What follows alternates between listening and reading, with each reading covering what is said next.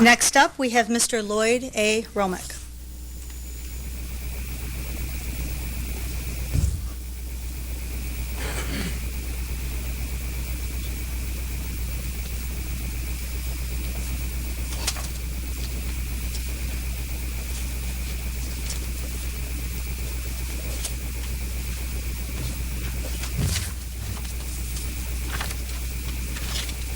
Thank you.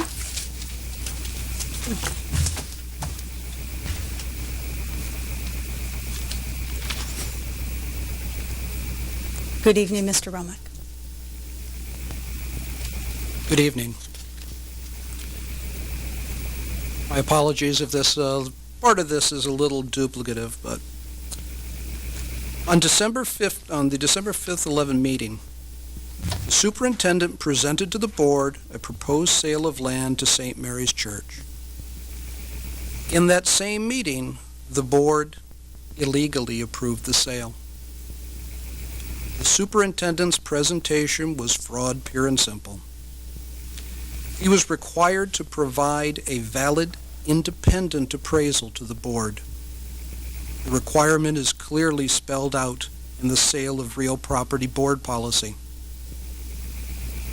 Not only did he fail to do so, but he told the board on tape that he had requested one from the church and that they had paid to have one done. But this was never done. Instead, he used a single page from a previous appraisal done for the church alone 2 years ago. The appraisal, which was only available through the Freedom of Information Act, clearly states that it is a restricted use appraisal and is only valid for the use of St. Mary's. The appraisal was done on December 3rd, 2009, making it useless for current valuation. The appraisal is for the entire 11.65 acre parcel, while you were only selling 5.5 acres, and the appraisal specifically states that using it to value any smaller portion will invalidate the appraisal. The Sale of Real Property policy makes its board's responsibility, not the superintendent's, to analyze whether or not a sale is in the district's best interest, and further sets forth that an independent appraisal will always be needed to do so. The policy on board superintendent relations holds the administration responsible to follow the other board policies and makes it the responsibility of the superintendent to keep the board informed. The superintendent not only failed to follow the policy on sale of land, he further failed to keep the board informed by lying to the board, both actively and by omission. You now have a decision to make.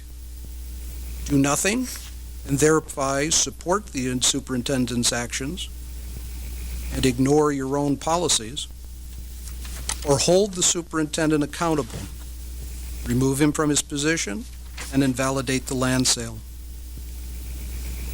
Your decision will have consequences.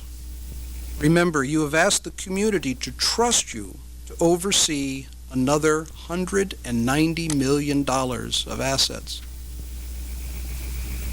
Why should we trust you with such an incredible amount of money if you can't oversee a 5.5 acre land sale and are unwilling to hold the superintendent accountable?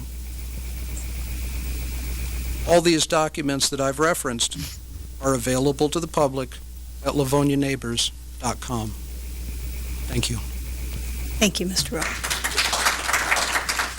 I just have one point of clarification, Mr. Romick. We have not, and it's fine, you're welcome to come back up to the podium. We have not yet asked people for the $190 million, but we are in consideration of bond issues, and I assume that's what you intended. I use that figure only because it's the figure the board used when it surveyed the public. No, absolutely. I totally agree. I just wanted a point of clarification. Thank you.